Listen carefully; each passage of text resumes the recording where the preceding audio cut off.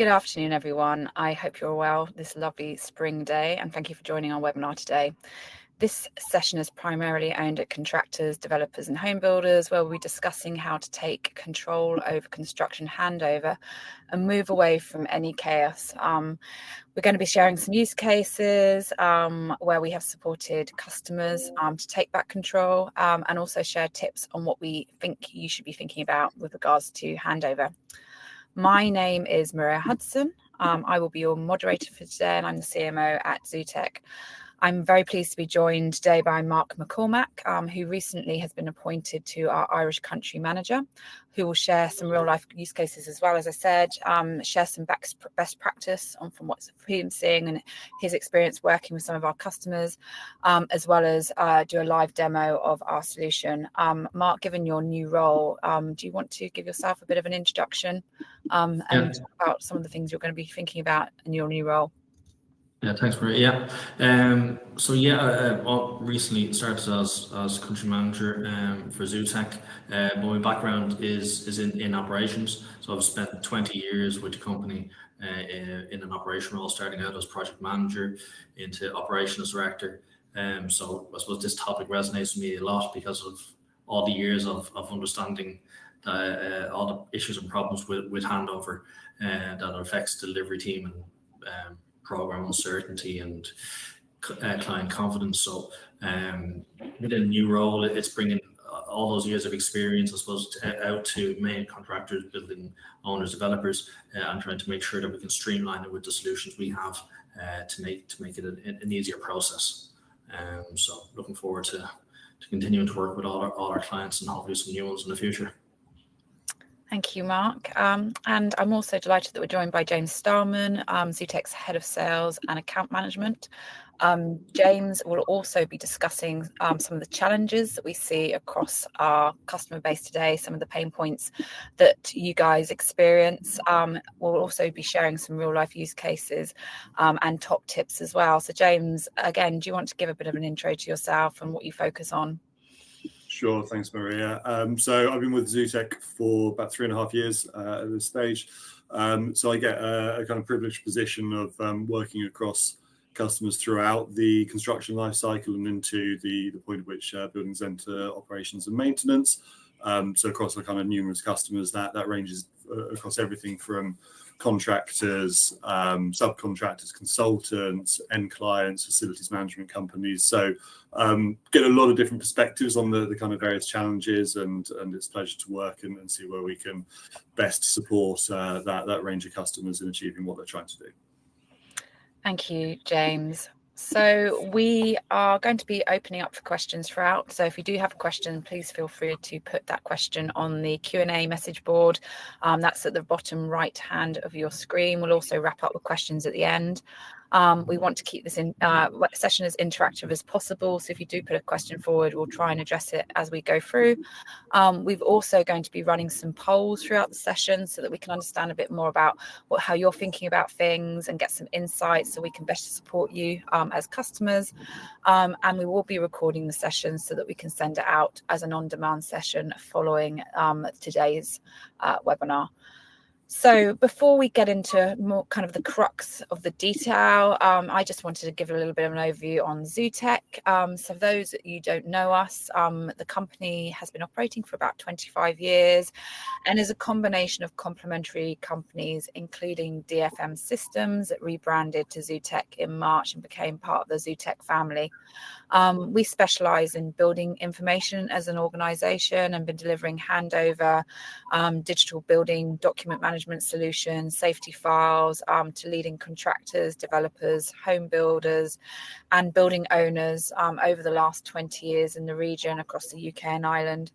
We're very much focused on helping make sure that the building owner receives the data they need to operate and maintain a building. And when that construction is complete, that building is handed over in the best way it can. Our team does comprise of a series of architects, engineers, software developers that are all dedicated to kind of building and innovating across solutions across the building life cycle for our customers, and that's across contractors all the way through to building owners. We are one of the leaders in our space across safety files, O&M files and building manuals, and we're very much about helping streamline trade management, structuring data into one platform so it's easier to manage, providing dashboards with analytics and reporting so you can see that data in one place and have a single source of truth, and giving you that comprehensive data set. We have about 500 customers across the UK and Ireland today. We've processed over 35 million documents, digitized over 13,000 buildings, and worked with some of the biggest contractors and asset owners and property developers in the 2 regions. And you can see some of those customers there. So before we carry on, I'd like to hand over to you, James, who can delve a bit more into some of the things that we've been hearing and challenges that we hear day to day from our customers. Thanks, Maria. So in speaking to our customers on the main contractor side, I think, see a number of kind of frustrations and pain points in terms of how they're operating, and where we work with customers who historically have run these processes in-house, if they are looking to change and in some cases evolve and modernize their approach. The reasons for doing so are often pretty similar. I think you can probably group it into that kind of people, process, tech model, and trying to manage those and get across all of those can be quite challenging. And on the people side, we're talking about collating information from a range of different sources who don't all work for the same company. We've got the entirety of the kind of subcontractor network that's or supply chain that's working on a project, and trying to ensure that information is available and delivered from them on time, and they've got clear expectations set, can be a challenging process. When it comes to process itself, the kind of collation and then delivery of those building manuals often changes from job to job. So sometimes there's a lack of consistency in what that approach is. It's just dependent on who is running the project, and which members of the supply chain they're working with. The process is often something which is kind of grandfathered in a little bit, so it might be like an Excel sheet or using a CDE, which is probably more targeted for supporting the construction phase rather than being a tailor-made handover solution. So being kind of trying to use existing tech in maybe a way or process in a way that doesn't necessarily best support a complex handover. And then on the tech side, as I said, is the solution right to adequately deliver the information in a single source, which is going to be easy to interpret, navigate, pull information from. And the net result of this is typically frustration, right? Like, there's an acknowledgement that things aren't working in the way that our customers would like them to work. But it feels like there's a lot to solve all at once in order to better alleviate these issues and ultimately kind of drive efficiency throughout this, eliminate those misunderstandings, and I guess ultimately reduce the likelihood of there being additional costs in the aftercare phase, with the client coming back with queries, trying to find information which may not be as easily available as they'd like it to be. So we all know times are changing. We're in a very quick moving, digitally enabled world these days, and digitization is often a buzzword in the industry. And I think the advent of it very much increases client expectations, right? The fact that things can be delivered through software packages, for example, increases the expectations of the end client, that just because something looks nice and is delivered on a software or cloud-based platform, it should have all of the kind of accuracy and smoothness associated with those products. So those expectations are higher. There's a requirement for post-handover support as well, in terms of finding information or having the right information to hand. Ultimately, as we know, defect resolution is tied to that defects and liability period, and any supporting information to ensure that things run smoothly through that are going to be beneficial. And then kind of working in lockstep with that, so not just to the client expectations potentially increasing, there's also the ever-changing regulatory environment. So all of the considerations that I'm sure everyone on this call is very aware of. So, the documentation associated with BCAR, the digital safety file, which needs to hold all of the documentation for the certificate of compliance and the like. So not just is there an obligation to your own clients to supply information to them that they're going to be happy with and able to easily access and draw upon, but there's also that compliance-based component of the baseline of information that simply has to be delivered in order to successfully achieve handover. So we're going to pause for a second there and jump into our first poll of today. So the polls you should be able to see on the bottom right of your screen if you flip over to that tab. So for the first one, the question we're asking, and this is a kind of multi-select one. So what are your greatest challenges in handover? So any and all that apply: aftercare issues, lack of visibility, it takes too long, inconsistent or missing documentation, unreliable processes, overstretched internal teams, protracted review cycles, or just simply understanding what's required. So you want to go ahead and drop your answers down there. Yeah, so if everyone can submit answers, it's just interesting to see and get some insight from those of you on the call about where you see your challenges today. I think, James, we can already see some coming in around inconsistent and missing documentation, which we see time and time again, don't we, with our customers. Unreliable processes and understanding what's required. Would you kind of agree with that from what you hear? Yeah, I mean, it doesn't surprise me that inconsistent or missing documentation appears to be the most prominent one there. I think it's a pain point that's felt across the entirety of the life cycle, both from contractors in terms of trying to get the information they need from the supply chain, all the way through to end clients who are then trying to access information, and they may have different expectations of what will be available or how it's organized. So yeah, that definitely tallies with our experience.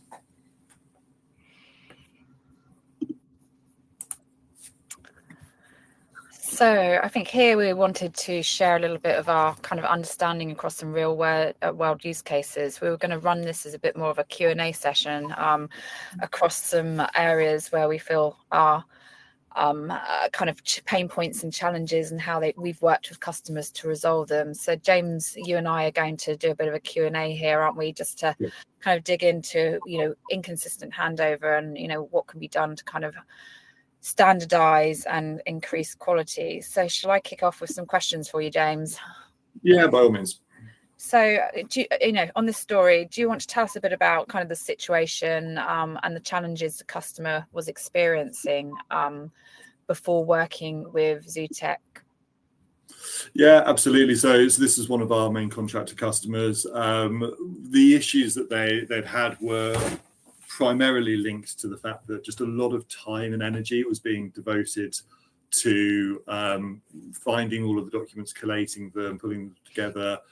They didn't have kind of dedicated resource in order to do this, so expertise could vary from project to project. There absolutely was, a lot of knowledgeable people working on it, but because that process wasn't standardized and didn't have a single point of ownership, what they found was there was a lot of manual work. The output was variable from project to project, and there wasn't really kind of a playbook or a set of a workflow, if you will, that they would follow on every single project. So they were absolutely getting, for the most part, the information they needed for handover. The problem was really the fact that it was just a drain on people who'd rather be out on site building rather than doing this kind of work.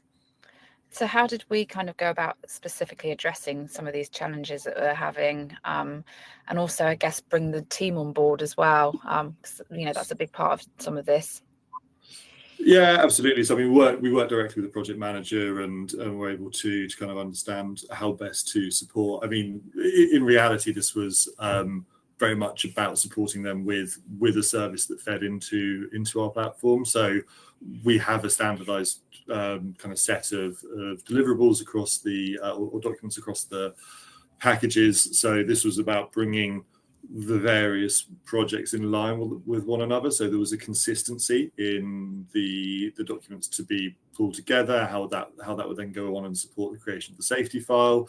It also meant that we could set a set of expectations at the beginning of every project. So based on the nature of the build, these are the things that you should expect to see from a documentation point of view. These are the types of trades that should be supplying them, and this is the timeline that you should expect them over. Obviously, everything's not available from day one, but you don't want to be chasing everything down within the last couple of weeks of the project as you're coming to PC date. So consistency was kind of the buzzword here, and then ultimately from the service point of view, we're able to step in and manage that workload, work directly with the supply chain to get the information that's required from them, structure that, and then put it together in kind of one single platform, the Zutec platform, for continual review and assessment.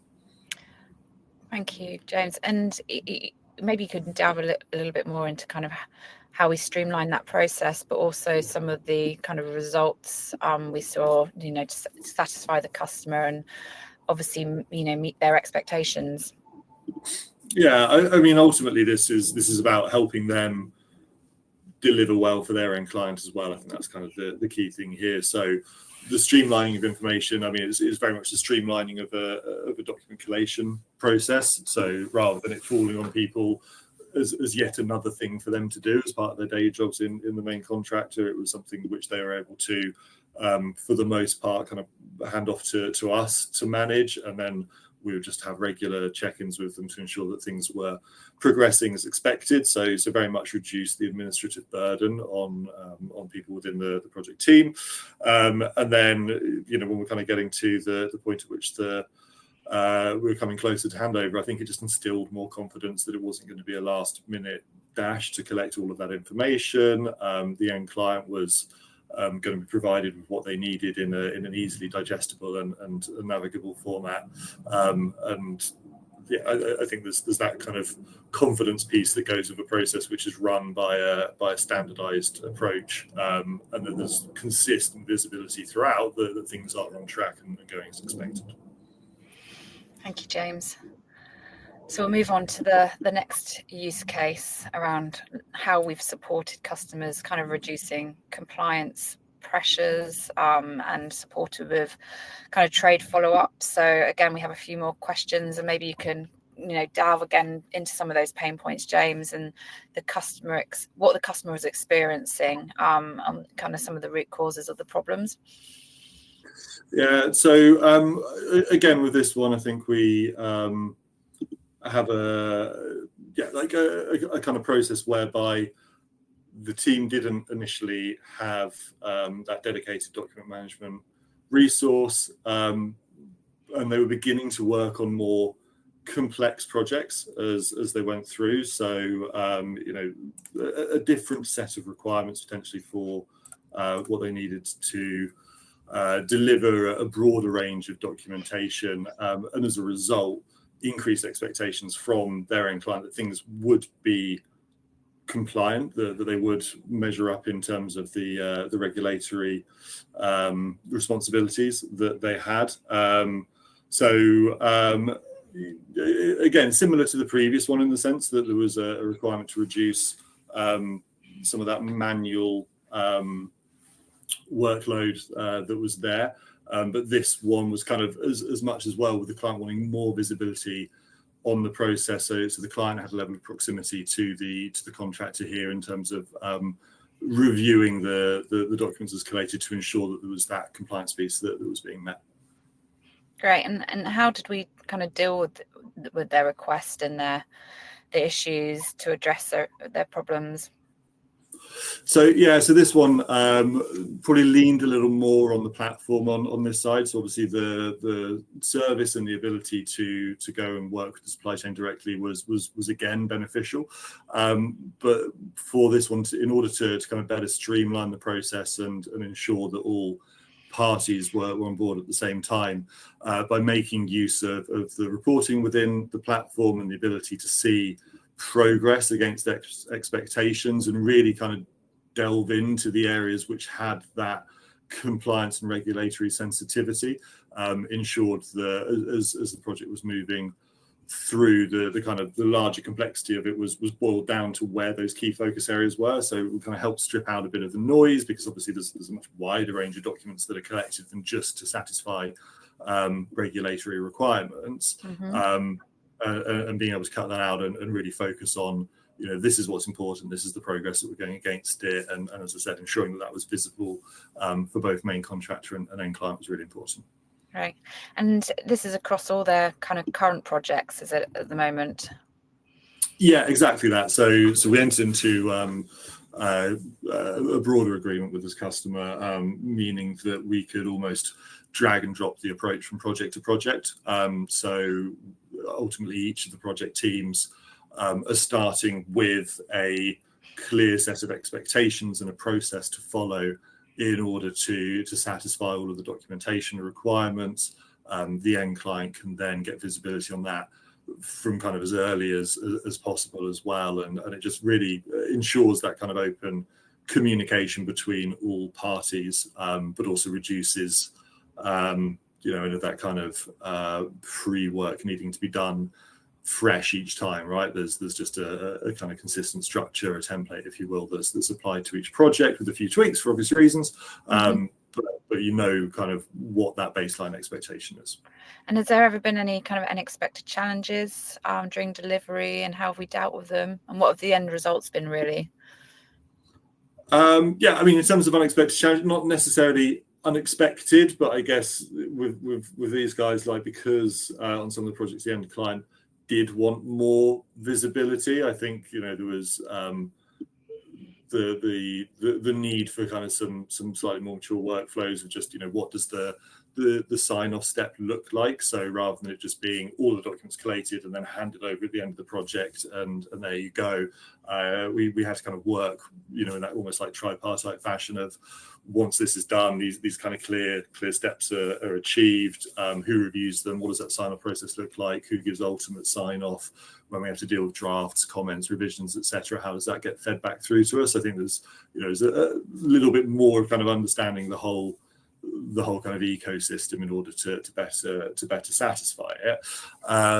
End result was that the process was ultimately streamlined and worked more effectively. I mean, there were time reductions in terms of the amount of time spent on kind of back and forth between contractor and end client as a result, and it gave our customer, the contractor, more confidence as they entered into projects that they had this consistent mechanism to deliver handover. Thank you, James. We're actually going to go into our second poll off the back of that before we move over to Mark for some more stories. So this poll is about how often do issues lead to post-completion callbacks or disputes. And the answer to this poll is on almost every project, on most projects, occasionally, rarely, or never at all. So for those on the call, if you're happy to submit your answers, seeing some of the submissions come in across on most projects, occasionally. Some of you are saying never, so that's good. You've obviously got a good process in place. But I think what we're seeing is probably on most projects from this. I don't know, James, if you've got some insight on that from what you see in here.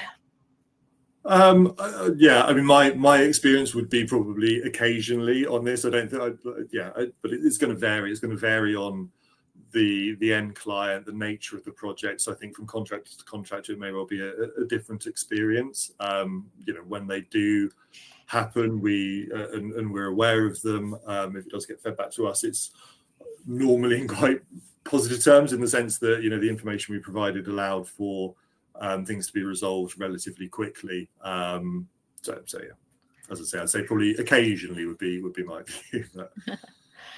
Thank you, James.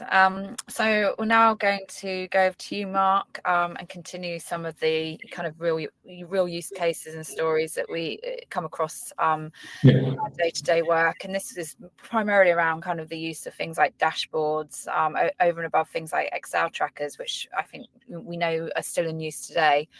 So I don't know if you can tell me a bit more about, the complexity sometimes of handover with this customer faced, and what convinced them essentially to move to Zutec. Yeah, sure.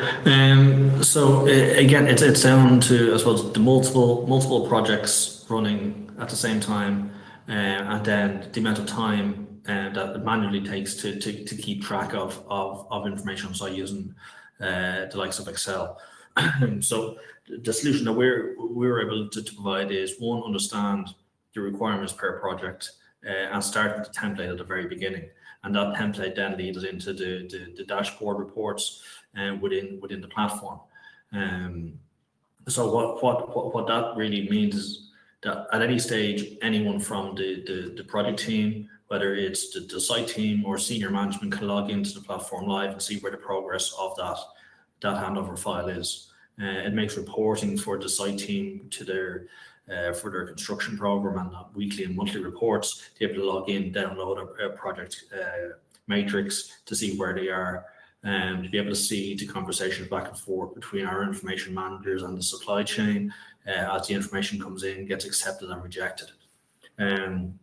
So the likes of being able to do that within our platform across multiple projects is just something that would be impossible to keep up to date within Excel sheets. It would take numerous people on site to be able to do that. So the benefit that they saw is that being able to have that dashboard coming in, seeing your projects, being able to log in and seeing there and then where the project was, as well as that, I suppose we still, our information managers still issue out weekly, bi-weekly, monthly reports anyway to the project team. So it's not like you always have to log in to see where you are. Those reports are issued out as well.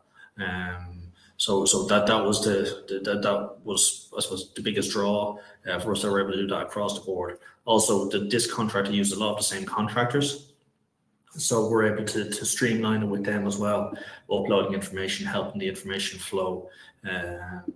So that's I think was the biggest draw for us in this instance. And I mean, you've talked a bit about the solution itself. I mean, obviously dashboards are important, but having a structured framework and template is probably equally as important around, handover and building manuals together. Maybe you can delve a little bit deeper into that. Yeah, sure. Yeah, for that dashboard, if you go backwards from the dashboard to the very beginning, it starts with the Zutec directory template, basically listing all the systems possibly that could be in a building, and starting at the very beginning with that, assigning those work packages to the design team members and construction team members, and from that, then setting up the structure, the required items list, RFIs for all the construction team. So all the way along, that's those templates and standardized templates that we have that get set up per project.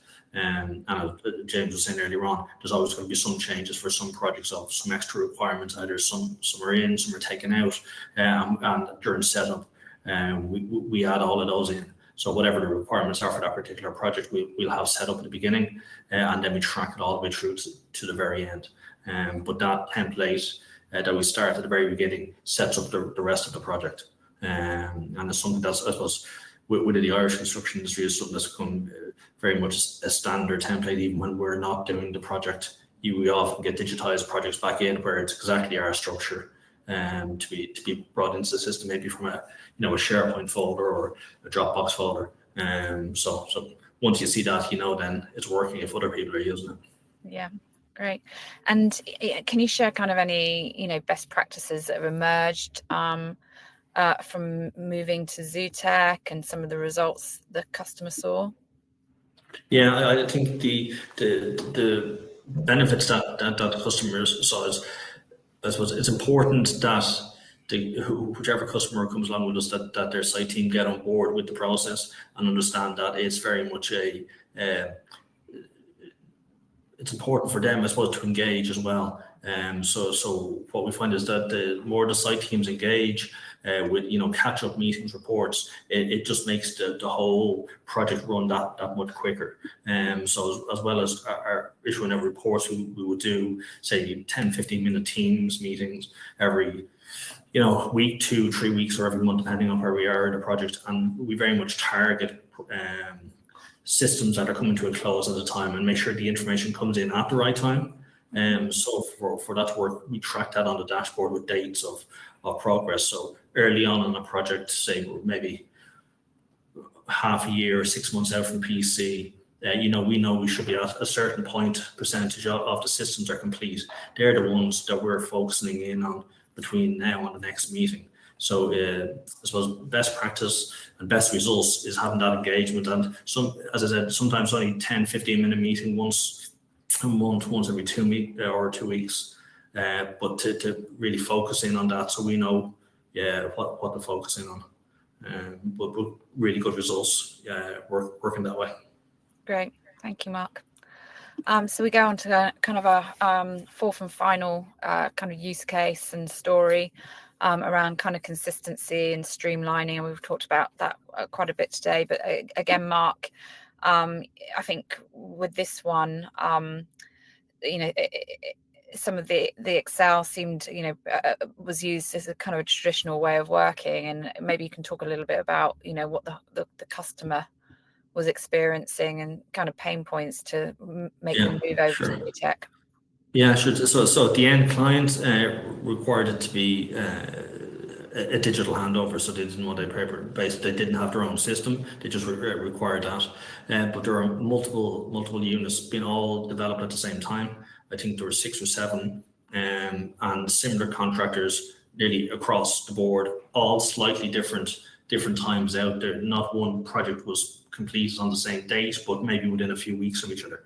So it was kind of in a way, it was complex to manage so much information that was very similar yet different because of the development is. So a lot of the product information was the same, but obviously compliance, certification, drawings, warranties, all of that had to be nearly managed on 7 separate projects. Oh, wow. And again, doing that on an Excel sheet, you're having 7 Excel sheets, but within the system, what we're able to do is tag that information to know what information was applicable to all units, and then make a defined list very quickly of then what were outstanding certification-wise, drawing-wise for each of those units. So within the platform, we're able to configure it that way, and again, to be able to see the same reports, same progress where we are on each of the units. So it took away the bottleneck of having to update 7 Excel sheets and check seven files all the time. We were able to use the platform and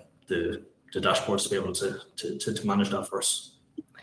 And what made them change their process? Because sometimes I guess habits are hard to change, aren't they? So it's what convinced them that they had to kind of move forward in a different way.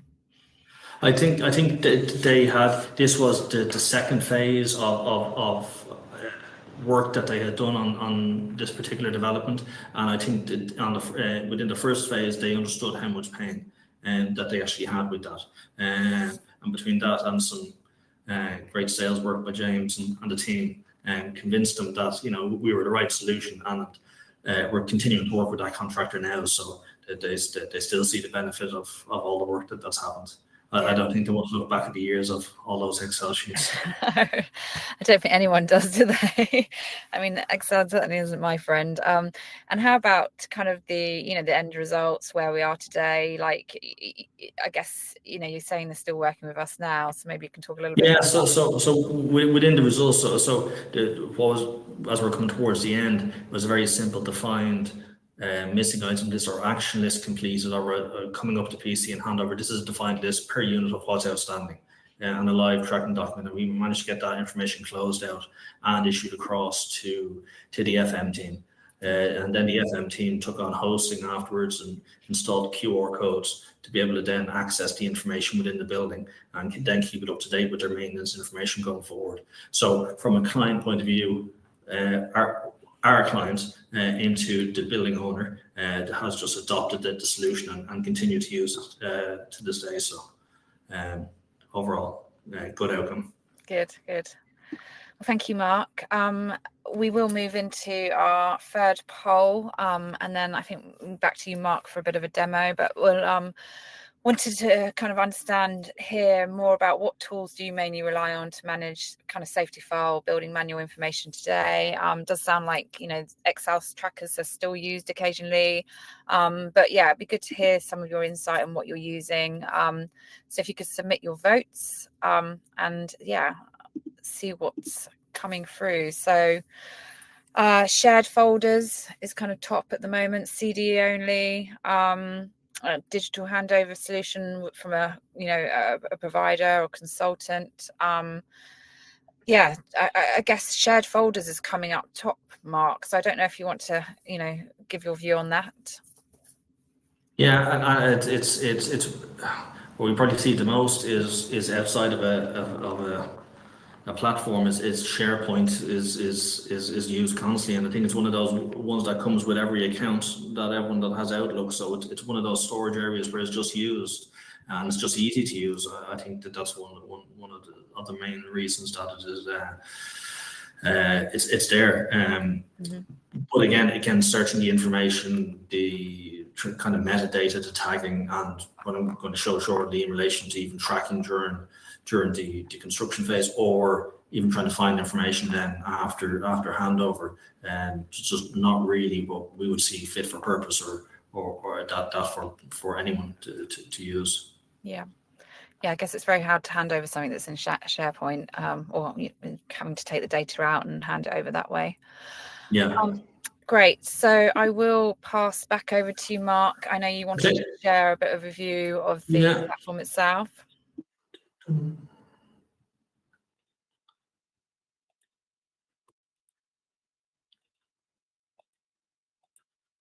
Okay, hopefully you can see my screen. It's coming through. Yeah, there we are. Thank you. Okay, so I'll briefly go through, I suppose, the two areas of the platform. So what we talked about dashboard. So this is the upload area. So this is I suppose the work in progress area during that construction phase, and where we're working with the design team and main contractor and subcontractors to gather the information. So what you'll see here is you'll see the standard. It'll be known as the standard Zutec folder structure that you'll see across all our projects, and we have all our folders of information broken down. We also have this dashboard homepage that gives you an idea of where we are with the different types of information and tracker, and you're able to download your report from here. So then, as we go down through each of the folders, what you'll find is there's a files page, and you'll find a required items list. So then for each of the work packages, there's a defined list of what's required. Now, when I was given the example earlier on of templates getting set up, we have a standard set of requirements per work package, but that can be configured depending on the client and the requirements. So items can be taken in, removed, added, changed, and that can be done throughout the course of the project. But we pretty much get started out of the box, and probably 90-95% there from day one. So then, as the information gets uploaded into the system, you'll see then we have the PDFs. So then we're able to see the different documentation that's coming up, and then we have on our required items list, we're starting tracking. So we then can ask the contractor to confirm their percentage complete, and then our percentage complete. So we're able to see then as we go what type of information we're gathering and the percentage of where that is. Between our information managers and whoever's the point of upload for the contractor, messages go back and forth between the platform of either accepting or rejecting that information. If there's any queries or comments from our end that we need answered, that happens within the platform back and forth between the guys. So this is the area then when we're doing those meetings with either the client or the main contractor at the time. This would be what we will use then to review that information and see where we're going. It also gives the visibility then to any of the project team at the time to come in, see where you are, and download that PDF to report to show the progress, or add into the monthly or weekly construction report. So within this area here, as I said, I suppose the work in progress area, we may have, I know from one of the projects we've recently finished, I think there was 8 or 10 blocks of apartments. I think we were close to 30,000 documents and drawings across that development.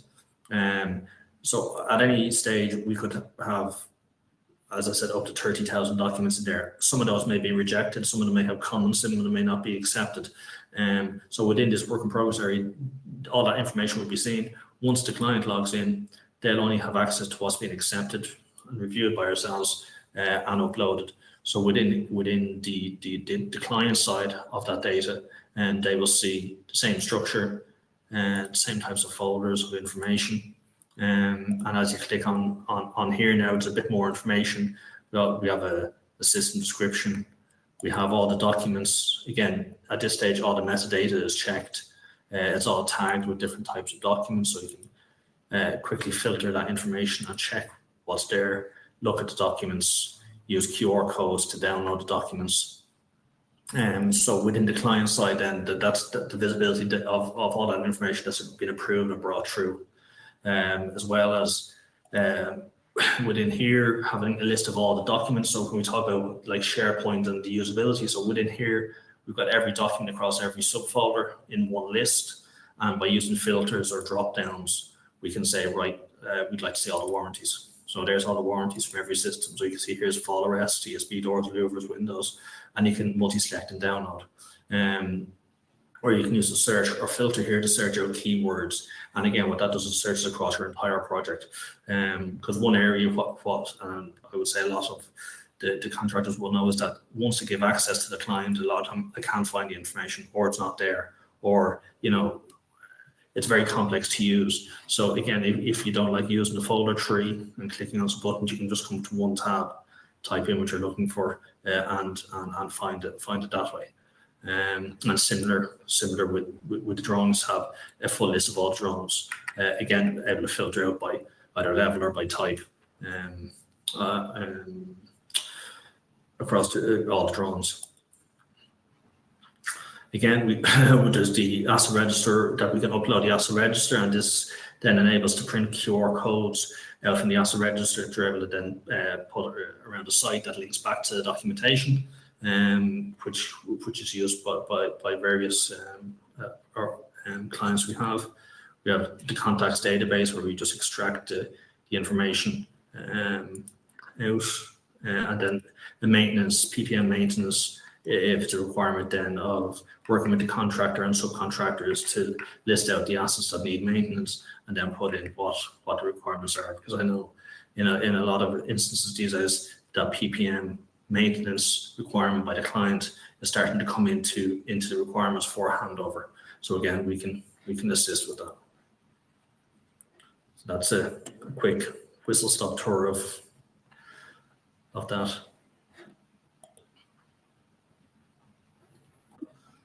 So then to I suppose just discuss a little bit further on that. So we would have always looked at reaching out to the contractors first, getting them to upload the information and managing that information. But what we've seen more and more and heard more and more from contractors is that we have a lot of information. We're going through a fairly rigorous BCAR submission and technical submission, and there's information already there. So to use that captured information, what we're starting to do is get the contractor on board, get access to all the submittals, get that information uploaded, and then start reviewing those submittals, and then just doing nearly a gap analysis or review on what's missing. And from that, then that requirement list that we looked at on the tracker a few minutes ago, that reduces down. Because you may already have your product data sheets, your DOPs, DOCs already completed, and within that submittal. So as we get them, then we upload them, digitize them, and then give that analysis, and then continue on then the chasing of that information either ourselves or just a list back to the contractor of what's outstanding, and they get that information and then upload it to the system or get their contractor to upload. But that's I suppose another area where we're moving into now, and knowing that there's different people, they want to do it different ways, but still I think the analysis, to review and knowing what's missing is key to what we provide. Thank you, Mark. So we'll go on to our fourth poll, if you're happy to submit, and then we'll be going into kind of the wrap up of the sessions and questions. So this poll is, where do you feel the biggest risk sits in your current safety file approach or building manual approach? Cost and program overruns, client satisfaction and repeat business, internal workload and burnout of the team, or data quality aftercare issues. So if you're happy to submit your responses, and we're already seeing some of the answers coming in. So first and foremost is kind of around internal workload. That does seem a big issue. You know, your focus should probably be on kind of the building part, and when you've got the document part to manage as well, I guess it does pull on resources, and we've probably seen that from some of our customers, haven't we, Mark? Yeah, exactly that. Yeah, and what they want is if they're being given an update or a report, they want to be able to rely on it and know that it's there. So by us engaging those contractors to upload the information to the system, they can't hide behind the old wall of we've emailed it and we're waiting for someone to upload. You know, the platform is there. It's a simple drag and drop the information from their point of view. So if it's not there, it's not there. So very much when we issue the report out, our clients can stand behind it, knowing that it's accurate from what's received. Yeah, and I guess that feeds into the kind of the second one there around data quality. If like the resources are being pulled, you know, quality is not always there, and then it results in kind of issues afterwards. Yeah. So kind of coming on to our kind of final slide before we kind of wrap up and take questions and do our final poll. So I'll hand back to both yourself, Mark, and James for this slide to talk through some of the top tips that we see, or that we would like to kind of give back to some of your contractors, given, you know, the exposure we have to this process. Sure, I'll jump in. I think kind of starting with the top left one, I mean, wherever possible, we do like to advise to start early, and I think that's just kind of that encompassed thinking to start early as well, not just in terms of, you know, appointing a Zutec or similar, but really considering, you know, what are the requirements and the expectations at handover. So, you know, what is the end client expecting? What compliance-based requirements do we have? What's the mechanism for handover? And thinking kind of what that means after PC date as well. So, you know, if there are going to be questions, queries, etc., coming back, how best do I want to treat those? So thinking of the handover process as an end-to-end process, rather than kind of a fixed date at which something happens and then we all move on, because I think we all know that in the lead up to it and post it, there's still a fair amount of work to be done.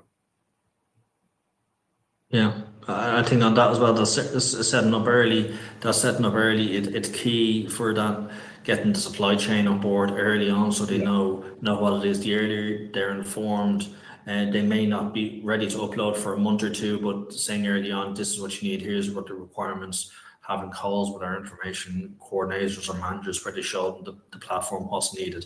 Then once we get to those the points of when the documentation does need to be submitted, we're not going through that admin of that. So yeah, and again, as James was saying, the agree the final output early. So as a contractor, and mainly as a contractor and developer, if there is an other end client, it's really tying down what their requirement is. Because on several occasions we've got a call the day of PC saying the format is incorrect and they'd like it this way and that way. So tying that down early on, where the expectation for both the contractor, developer, and end user is all aligned, is important. And the last one, the bottom right, about the Excel tracks and dashboards, you know, I think I've probably said enough about that, but I think it's key. It's streamlining the construction projects now, as they're getting so complex and so much information. Yeah, and I mean, we make a point around kind of not relying on CDs as well. I don't know if you could elaborate on that a little bit, either one of you. I guess CDs are good for what they're good for, but not always in this case, I guess.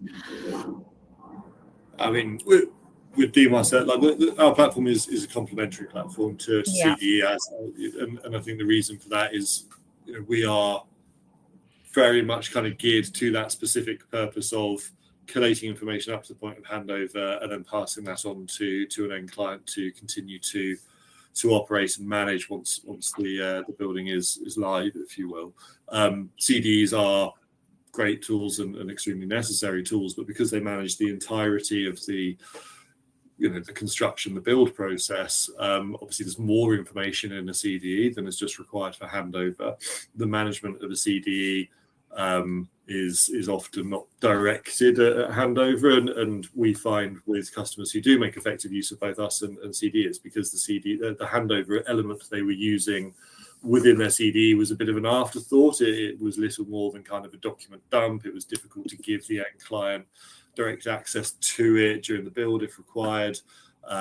Providing access kind of post completion as well, it's rare that you would see that. So more often than not, it would just be an export from the CDE, and a lot of the kind of things that we've talked around, consistency, structure, navigability, just simply weren't there. So yeah, there's not bashing CDs by any chance at all, but I just don't think that they're tools that are necessarily built for this. Yeah.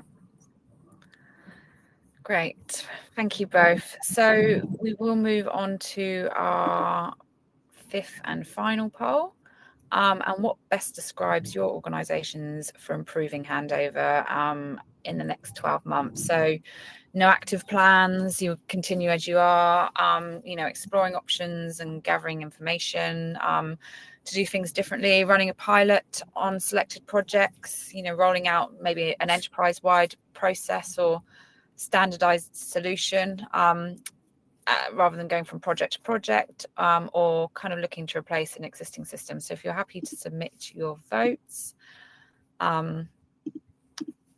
and again, I can see some of the results coming in around kind of exploring options. Some of you saying you've got no active plans at the moment. Some of you saying you're looking to replace kind of existing solutions. So quite varied in terms of, what's next. So on that note, I am now going to hand over for questions. If you do have any questions, please feel free to submit them on the Q&A message board at the bottom of the right-hand screen or in the chat, and we can address them. We do have a couple of questions that have come in. And maybe the first one, and one for you, maybe Mark, is, we're already running kind of multiple systems, with this obviously being added to that. I know you've just touched on this kind of integrating with systems too, but maybe you can talk about, is this another thing that we're adding to multiple systems, Mark? Yeah, and generally the service we provide is that managed solution. So it's not like adding another solution that someone else has to manage and do. And that with the hybrid of us reviewing, and James had just talked about there, the CD, for the approval of the likes of the technical submittals and RFIs and drawings are key parts to what goes into that handover file. So with us working with the contractors to get that approved information, get it into Zutec, review what's missing, and then be able to do an analysis and either reach out to the contractors, getting that missing information that's critical for handover, or whether it's going back to the contractor themselves with the list of what's missing. I think that's what's key. The key, I suppose, what we focus in is that maybe the documentation that's in that CD isn't fully complete for that handover. And what we do is give that kind of, is do that review rather than the contractor having to get someone to go and review each submittal. Does it contain this? Does it contain that? We'll do that as part of the process in the platform. So again, give that gap analysis back. Great. And then maybe one for you, James, probably from more of a sales side. How do we kind of price differently between project and project, and then go into more of an enterprise level agreement where we're looking at kind of the business more holistically? Yeah, pricing mechanism's pretty straightforward. So the way that we price is tied to the overall kind of project value. And that's just by virtue of larger projects will have a greater volume of documentation and therefore kind of more work required on our side. So it's a fairly straight line relationship, obviously with economies of scale as you get higher and higher up. And then enterprise level agreements. So yeah, we have a number of enterprise level agreements. So by that we mean any and all projects or projects within a specific cohort, potentially, if they're all kind of HRBs or the like, go through Zutec to support on. And in reality, that's just a scaled up version of the individual project pricing. So what is that total volume of projects? What's the kind of totality of project value or construction value against them in a given period? Obviously, typically a year period.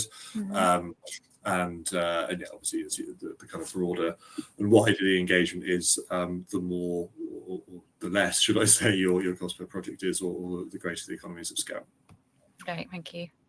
I know you touched on it probably as well, Mark, during where you're talking about some, that the contractor, having the data and then we taking that data and putting it into our platform, and we are very much kind of do a bit of a gap analysis to see where items might be missing. How do we go about kind of making sure that there isn't anything missing and filling those gaps? Essentially, I don't know if you can delve a bit deeper into that. Yeah, so I suppose from that process, it's kind of reviewing the information as best we can. So our information managers will be talking with each of the subcontractors, and for some of the requirements that we ask is a scope of work details, a list of their main components, and we'd also review some of the, say, mechanical, electrical, architectural drawings as we're going through the project, and seeing for example, for floor finishes. We have floor finishes section. We would link the architectural drawings down to that floor finishes, and we'd review the floor finishes legend to see, right, we have carpet tiles, we have timber, okay, we don't have mat wells was missed out. Then that query goes back from ourselves to the main contractor to say, there's mat wells here, is that in, for instance. And then on the mechanical and electrical side, we'll review the mechanical and electrical O&Ms as they come in on their equipment schedules, and review to make sure, do we have all those grills? Do we have those fans? Is that heat pump the same model as what they're telling us? So that's the type of review our information managers do throughout the project, whether we're chasing the information or whether the information is getting uploaded in. They're the types of reviews that we'll be doing. Great.